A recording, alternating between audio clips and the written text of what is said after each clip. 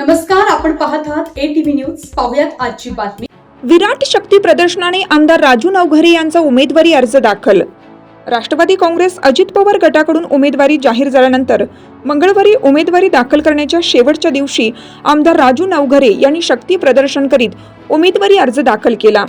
प्रसाद मंगल कार्यालयात आयोजित सभेला मार्गदर्शन केल्यानंतर आमदार राजू नवघरे यांची प्रचंड जनसमुदाय असलेली रॅली काढण्यात आली. रॅलीत कार्यकर्ते यांच्याबरोबरच महिलांचा मोठा सहभाग होता. फटाके, ढोल ताशांचा गजर आणि जयघोषात रॅली निघाली. शहरातील शिवतीर्थवर छत्रपती शिवाजी महाराज यांच्या पुतळ्यास पुष्पहार अर्पण करून पुढे तहसील कार्यालयात पोहोचली. यावेळी निवडणूक निर्णय अधिकारी विकास माने यांच्याकडे आमदार राजू नवघरे यांनी उमेदवारी अर्ज दाखल केला. काँग्रेस पक्षाचे राष्ट्रीय अध्यक्ष नामदार अजित पवार साहेब आणि महायुतीतील सर्वच ज्येष्ठ नेत्यांचा मी मनपूर्वक आभार मानतो. आजपर्यंत 2002 ला मी राजकीय जीवनाची सुरुवात केली आणि त्या पद्धतीने काम करत असताना राष्ट्रवादी काँग्रेस पक्षामध्ये 2002 ला सुरुवात केली. विद्यार्थी राष्ट्रवादी काँग्रेस असू द्या, 2005 ला निवडणूक लढवलेली ग्रामपंचायतची निवडणूक राहू द्या आणि आज 2024 आहे. नाना मला 14 वेळेस या लोकांना गुलाल लावायचं काम केलंय आणि याही वेळेस त्याच भक्कमतेने माझ्या सोबत आहेत. ग्रामपंचायत सदस्य पदापासून राजाभाऊ मुसळे साहेब त्या आज आमदारकीपर्यंत पाठविणारे ही सामान्य जनता त्या बाबतीमध्ये पाठीमागे राहण्याची भूमिका केली. मी सुद्धा या लोकांच्या पायाकडे पाहून राजकारण करण्याचं काम केलंय. ज्या अडचणीचे लोक आहेत त्यांसाठी आपण आतापर्यंत काम केलंय. आज असा आशीर्वाद याही वेळेस तुमच्या सगळ्याकडून राहील. राष्ट्रवादी काँग्रेस पक्ष असेल या महायुती असेल, मला अधिकृत उमेदवार म्हणून घड्याळ या चिन्हावर मी लढवत आहे.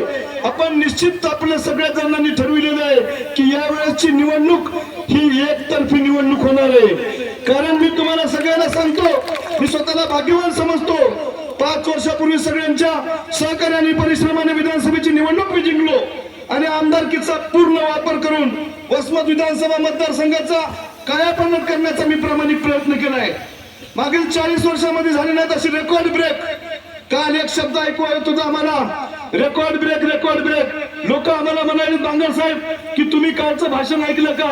मी म्हणलं मी निगेटिव्ह लोकांचं भाषण ऐकत नाही, मी पॉझिटिव्ह कार्यकर्ता आहे. दगडाला सुद्धा पाय मारला तर त्याच्यातून पाणी काढायची धमक आपल्याला पाहिजे. आज मी तुम्हाला सांगतो, रेकॉर्ड ब्रेक विकास कामे मला या 5.5 वर्षात करता आली. मी स्वतःला भाग्यवान समजतो. तुमच्या सेवेच्या तत्परावर मी पुन्हा रेकॉर्ड ब्रेक मताने निवडून सुद्धा येणार आहे. काल काही मंडळी लोक आमच्या कार्यकर्त्याला तिथं म्हणली, संजू भाऊ तुम्ही त्याच्यामध्ये सांगितलं की ताकावरले कार्यकर्ते. आणि हे कार्यकर्ते ताकावरले नाहीत, हे कार्यकर्ते रक्ताचे आहेत.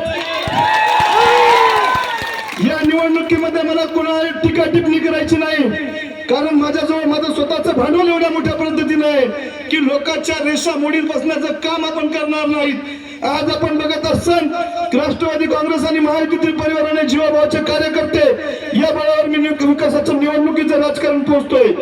काल उमेदवारी अर्ज दाखल करत असताना काही मंडळी म्हणली की राजूला मी 5 वर्षापूर्वी संधी दिली आणि ही मी ठीक चूक केली. मी तुम्हाला बोटेवार साहेब अभिमानानं सांगतो, 2005 ला मी सरपंच झालो का त्याच वेळेस या तालुक्यातल्या लोकांनी मला आमदार म्हणून ठरविलं होतं आणि 2019 मध्ये त्या पद्धतीने हे सगळ्यांनी काम केलंय. कोणी मला तिथं उमेदवारी देण्याचं काम केलेलं नाही. मी सुद्धा त्यांनी ज्यावेळेस 3 निवडणुका लढविल्या माझ्याकडची जी जबाबदारी दिली ती अत्यंत उत्कृष्ट पद्धतीने करण्याची मी प्रयत्न केलाय. आज 350 मतांना निवडून आल्यानंतर माझ्या बाबुळगावमध्ये एका 600 मताची लीड द्यायला होती. सर्कल मधून 2800 मताची लीड होती. ज्यावेळेस तिन्ही टर्मला ज्यावेळेस ते लास्टच्या वेळेस पडले त्यावेळेस सुद्धा माझ्याकडे 40 गावाची जबाबदारी दिली होती आणि त्याही वेळेस अत्यंत उत्कृष्टपणे काम करून त्यांना 2800 मताची आघाडी देण्याचं काम आपण केलेलं आहे. आज आपण बघत असाल की ही सगळी विकास कामं करत असताना आपण सुद्धा सामाजिक समतोल राखण्याचा प्रयत्न केलाय. जे जे काही करता येईल ते 18 पगड जातीच्या लोकांसाठी काम करत असताना प्रत्येक समाजासाठी काय करता येईल, ज्यांनी ज्यांनी आमच्याकडे मागणी केली त्या सगळ्या समाजासाठी सभागृह असतील. आज आपण बघत असाल की माझ्या लिंगायत बांधवांसाठी वसमतला थोरला मठ असू द्या, लासून मठ असू द्या, तेली मठ असू द्या, कुरुंद्याचा मठ असू द्या, त्याचं ऑफिस होते. आज आपण बघत असाल की माझ्या मराठा समाजाच्यासाठी तिथं एकरावर असलेला समाज ज्यावेळेस गुंठ्यावर आला त्यावेळेस मांगरे साहेब, भोसले साहेब, मी तुम्हाला विशेष करून सांगतो की मी कोणत्याही समाजाचा द्वेष करण्यासाठी कुठे काय बोललो नाही. आज फक्त हे लोक एकरावरले गुंठ्यावर आलेत. या माणसाला सुद्धा समाज तिथं शिक्षणामध्ये आरक्षण भेटलं पाहिजे म्हणून मी आवाज उठविला. मी कोणाचाही द्वेष करण्यासाठी आवाज उठविलेला नाही. कारण तुम्ही आम्ही सगळेजण जीवाभावानं सोबत राहतो. आज फक्त वेगळी परिस्थिती तयार झाली असेल, कोणी केली असेल, पण मी तुम्हाला सांगतो की या समाजामध्ये सगळे समाज एका जागी राहत असताना वेगवेगळी मंडळी राजकारणाच्या माध्यमातून त्या समाजाचे मेळावे घ्यायले. मी त्यांना एवढंच विचारतो, नेतृत्व केले तुम्ही एखादी तरी शाळा आणली का आदिवासी समाजासाठी? मी या समाजासाठी आमचा पोलिओ इथं आता भाषण केलं. 33 कोटी रुपयाची शाळा शिरड शहापूरला आणली. उद्घाटन झालं साहेब. 80% काम त्याचं पूर्ण झालेलं आहे. आज आदरणीय नेते त्यांच्या बाबतीमध्ये मी वाईट बोलणार नाही, पण ते त्या रोडवर जातात असं म्हणले. आमदाराच्या सर्कलमध्ये सुद्धा खड्डे पडलेले, पण त्यांना सांगतो त्या रस्त्याचं काम सुरू झालंय. 232 कोटी रुपयाचा निधी आतापर्यंत आपल्या जिल्ह्यामध्ये कोणी रोडला भेटला नव्हता. तो निधी तिथं आपण टाकलेला आहे. जवळ बाजार, नाहट, वसमत, दगडगाव याच्यासाठी 11 कोटी 20 लाख रुपयाचा निधी आपण तिथे टाकलाय. शिरड शहापूर मधील आदिवासी मुलांसाठी आश्रमशाळा असेल त्यासाठी 32 कोटी रुपयाचा निधी टाकला आहे. आणि नाना, तुम्ही ज्या राष्ट्रवादी काँग्रेस पक्षाचे नेते होते, आमचे सगळ्याचे नेते होते, नंतर तुम्हाला बोडे साहेबांकडलं प्रेम उतू आलं आणि नंतर तुम्ही तिकडे गेले. तुम्ही आमच्या सोबत होते. आपल्या दोघांच्या चुका गिळून घेण्याची वेळ आली. इतके वेळेस आम्ही सांगितलं की बंधारे झाले झाले झाले झाले झाले, पण जोडपणाने असन, पोटा असन, पिंपळगाव कुठे असन, इथल्यासाठी 750 कोटी रुपयाचा निधी आम्ही तिथं नाना आणला. आणि आज तुम्ही जाऊन बघा तिथं, तुम्हाला तिथं नेटवर जरी काढलं तरी तिन्ही बंधाऱ्याचे काम आता सुरू झालेत. नारळ ज्या दिवशी फोडलं त्याच दिवशी आमचं तिथं पायाभरणी झालेली आहे. त्यामुळं 2 निवडणुका त्यांनी काढून घेतल्या. भविष्यामध्ये आपल्याला हे काम करत असताना या मतदारसंघात 11 कोटी 20 लाख रुपयाचा निधी आपण तिथे टाकलाय. शिरड शहापूर मधील आदिवासी मुलांसाठी आश्रमशाळा असेल त्यासाठी 32 कोटी रुपयाचा निधी टाकलाय. आणि नाना, तुम्ही ज्या राष्ट्रवादी काँग्रेस पक्षाचे नेते होते, आमचे सगळ्याचे नेते होते, नंतर तुम्हाला बोडे साहेबांकडलं प्रेम उतू आलं आणि नंतर तुम्ही तिकडे गेले. तुम्ही आमच्या सोबत होते. आपल्या दोघांच्या चुका गिळून घेण्याची वेळ आली. इतके वेळेस आम्ही सांगितलं की बंधारे झाले झाले झाले झाले झाले, पण जोडपणाने असन, पोटा असन, पिंपळगाव कुठे असन, इथल्यासाठी 750 कोटी रुपयाचा निधी आम्ही तिथं नाना आणला. आणि आज तुम्ही जाऊन बघा तिथं, तुम्हाला तिथं नेटवर जरी काढलं तरी तिन्ही बंधाऱ्याचे काम आता सुरू झालेत. नारळ ज्या दिवशी फोडलं त्याच दिवशी आमचं तिथं पायाभरणी झालेली आहे. त्यामुळं 2 निवडणुका त्यांनी काढून घेतल्या. भविष्यामध्ये आपल्याला हे काम करत असताना या मतदारसंघात MIDC तिथं मंजूर करून आणण्याचं काम केलेलं आहे. आज आपण बघत असाल की या सगळ्या कामाचे नारळ आम्ही आमच्या नेत्याच्या फास्ते फोडले. त्यांना खुर्चीवर बसवत होतो, पण आपल्या आई वडिलांपेक्षाही जास्त आदर करण्याचं काम त्याच्यामुळे केलेलं आहे. त्यामुळे नाना, मी कोणाला भीत नाही. मी त्यांना खुर्चीवर बसत होतो आणि मी खाली बसत होतो. आणि हे नाना मला हळूच म्हणायचे, राजू हे धोका देणारा माणूस आहे रे. 40 वर्ष झाला आम्ही त्या संघ राहतो. मी म्हणलं धोका देणारा माणसं आम्ही नाही, धोका खाणारा माणूस हो, पण धोका देणारा होऊ नये.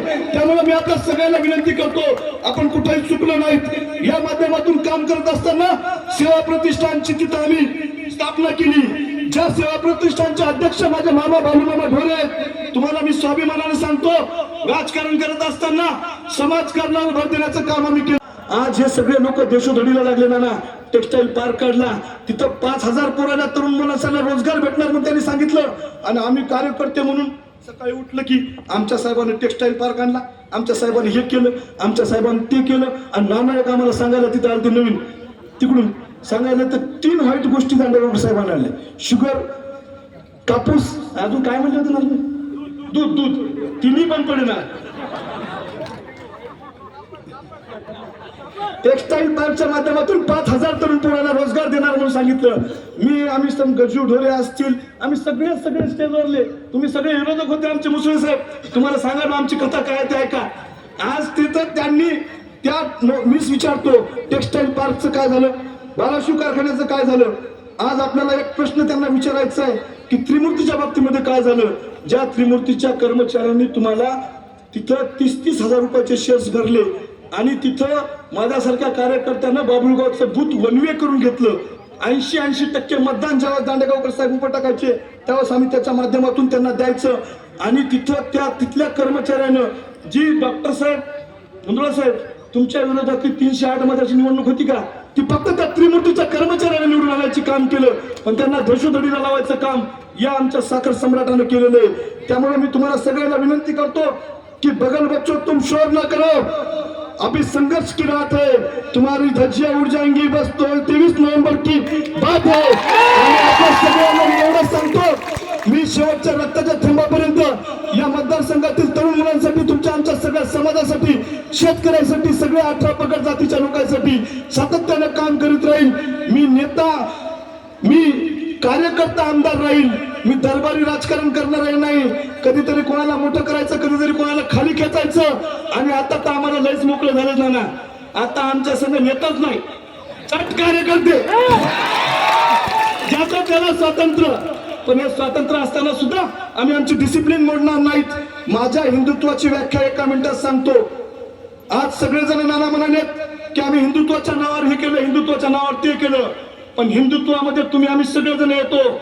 आज इथं फॉर्म भरायच्या अगोदर तुमचं जे अभिनय राम मंदिर आहे, जिथं तुमच्या आई वडिला सगळ्या गोष्टी आपल्याला पटल्या असतील तर तुम्ही आम्हाला मतदान करावं. आज आपण बघत असाल की हे सगळं करत असताना काही मंडळी आता निवडणुकीचा फॉर्म भरत असताना काल म्हणले की आमच्यावर बाकीच्या सगळ्या गोष्टीमध्ये आरोप केला, त्यांनी आता निवडणुकीला थांबलं पाहिजे असं म्हणले. मी सांगतो, मी एवढं जे काम केलेलं आहे ते 5 वर्ष त्यांनी करावं. डॉक्टर साहेब, मी थांबतो. रात्री 3 वाजेपर्यंत मी लोकांचे फोन उचलतो, कारण मी 2005ला या तालुक्यामध्ये, या जिल्ह्यामध्ये कोणाला माहित नव्हती त्यावेळेस रुग्णवाहिका घेतलेली आहे. लोकांना माझा नंबर पाठ झालेला आहे. इमर्जन्सी मध्ये फोन मी जर नाही उचलला तर लोकांची अडचण तयार होते. त्यामुळे मी या लोकांना स्वतःच्या कुटुंबातील सदस्याप्रमाणे जपलेलं आहे. आणि तुम्ही सांगताय की आमच्या संघ काय ताकावरले कार्यकर्ते, अरे हे रक्ताचे कार्यकर्ते, तुम्हाला त्या बाबतीमध्ये कळणार नाही. मेरा इरादा तुम्हारी सियासत का रुख मोड़ सकता है, याद रखिए मेरा ये हौसला तुम्हारा गुरूर तोड़ सकता है. आज मी तुम्हाला एवढंच विचारतो. माझा मित्र सौरभ जाधव यांनी सांगितलं की शेतकऱ्याच्या पुरासाठी काय, तुमच्या पुरासाठी तुम्ही 1200 कारखाना घेतला. मी सुद्धा त्या कारखान्यावर संचालक म्हणून काम केलंय.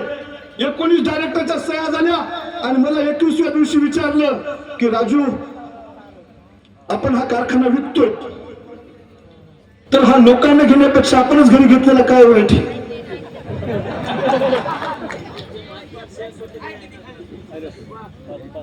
आणि आपण बघत असतान की हे सगळं करून मला 5 गोष्टीचा हिशोब द्यावा. मी नाना आज आपली उमेदवारी थांबवतो. 1200 कारखाना तुम्ही तुमच्या मुलासाठी घेतला. या तालुक्यातील सगळ्या ज्येष्ठ मंडळींनी तुम्हाला 40 वर्ष मोठं करायचं काम केलं. त्यांच्या कधी लेकरा बाळाचा तुम्ही विचार केला का? इथल्या सभासदांचा तुम्ही तिथं विचार केला का?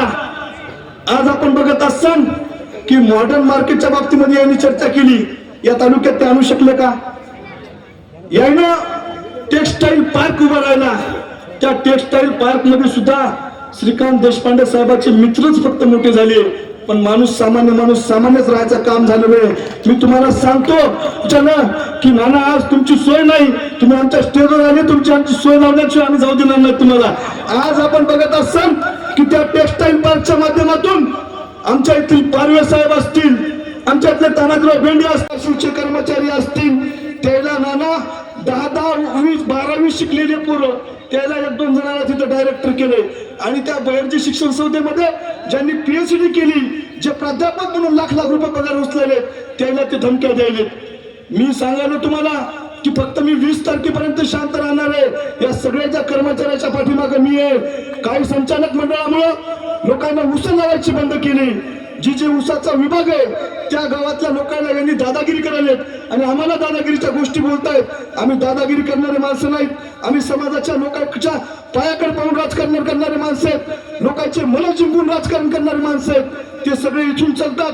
मी प्रत्येक गोष्ट इथून करतो. त्यामुळे मी तुम्हाला सांगतो की या कारखान्याच्या कर्मचाऱ्याला भीती नाही, या ऊस उत्पादकाला भीती नाही. पूर्णा सहकारी साखर कारखान्याची सातबारा ही बाबुळगावची आहे आणि तिथं कोणाही कर्मचाऱ्याला त्रास होणार नाही. 20 तारखेच्या नंतर या सगळ्या कारखान्यावर मी सुद्धा संचालक म्हणून आहे. आजपर्यंत फक्त एक हाती कारभार चालला पाहिजे, लोकांची त्या बाबतीमध्ये अडचण येऊ नये म्हणून मला यांनी 2दा कारखान्याला उभं केलं. निवडून येऊस्तोवर सगळ्या गोष्टी ऐकायच्या. मग आम्ही सांगितलं की बाराशे विभागातला ऊस आला पाहिजे आपल्या कारखान्याला. त्यांना 300 रुपये भाव कमी पडते. ते म्हणले राजू ह्या विभागातील सगळे तुम्ही सगळे सभासद हे 1200चे झाले म्हणजे 1200ला ऊस भेटाव म्हणून पूर्ण कारखान्याचा नाही.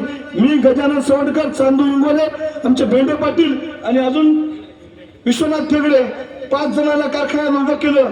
साहेब अण्णा तिथं तुमचा पॅनल उभा होता, लोक आमच्या अंगावर येऊ लागले पण त्यांना एक शब्द सभासदाला बोलू दिला नाही. सगळं मी माझ्या अंगावर घेतलं. सभासदांचा तिथं वार्षिक सर्वसाधारण सभेतला रोष माझ्या अंगावर घेतला, सभासदाचे प्रश्न माझ्या अंगावर घेतले. पण याचे माजी संचालक सुद्धा दारेफळसारख्या गावामध्ये लोकांना ऊस लावू देत नाहीत. त्यांना तिथं सांगतात की मला विचारल्याशिवाय कोणी इथं ऊस गेला नाही पाहिजे. अरे बाबा इतकी दादागिरी तुमची आहे. आम्ही तर सामान्य लोकांच्या पायाकडे बघून राजकारण करणारे माणसं आहेत, लोकांची सेवा करण्यासाठी राजकारणात आलो. आज तुम्ही त्या पद्धतीने निवडून दिलं तरी मी तुमच्या सोबत आहे. निवडणुकीच्या माध्यमातून एवढंच सांगेन की आपण 20 तारखेपर्यंत माझ्यासाठी मेहनत करावी. पुढचे 5 वर्ष मी तिथं शेवटच्या घामाच्या थेंबापर्यंत तुमच्यासोबत काम करीन एवढं मी त्या ठिकाणी बोलतो. आपण सगळ्यांनी तिथं माझं आम्हाला माहित आहे की आता हे सगळं करत असताना आपल्या रामानं आपल्याला शिकविलंय की तू रहीमच्या बी गळ्यात हात घाल, तू सगळ्या जाती धर्माचा आदर कर, तू स्वतःच्या जातीचा स्वाभिमान बाळग. आणि हे सगळं करत असताना हिंदुत्वाची व्याख्याच ती आहे. प्रत्येक समाजाच्या गीतेमध्ये हे सांगितलंय, प्रत्येक समाजाच्या कुराणमध्ये हे सांगितलंय. तुम्ही आम्ही संध्याकाळी पोथी आमच्या गावातले ग्रामीण भागातील लोक वाचतात, त्यामध्ये सांगितलंय की सगळ्या दुसऱ्या जातीच्या धर्माचा आपण तिथं आदर केला पाहिजे आणि आपल्या धर्माचा अभिमान बाळगला पाहिजे. ते आमचं हिंदुत्व आहे. लोकांना ग्रस देणारं हिंदुत्व नाही. आम्ही सगळ्या जाती धर्माच्या लोकांना सोबत घेऊन चालणार. आज नंतर अजित पवार साहेबांच्या माध्यमातून ही महायुतीची निवडणूक मी लढवत आहे. मी मित्र पक्षाच्या सगळ्या लोकांना एवढं सांगतो, मी जे बोलतो ते करतो आणि निश्चित आपल्या सगळ्यांना तिथं साथ दिल्यानंतर त्याच्या 4 पटीने साथ आम्ही तुम्हाला देणार ना, हे सुद्धा त्या पद्धतीने सांगतो. बहिर्जीचे कर्मचारी अशाच प्रकारे नवनवीन घडामोडी पाहण्यासाठी आपल्या ATV न्यूजच्या YouTube चॅनलला सबस्क्राईब करा आणि रहा अपडेट.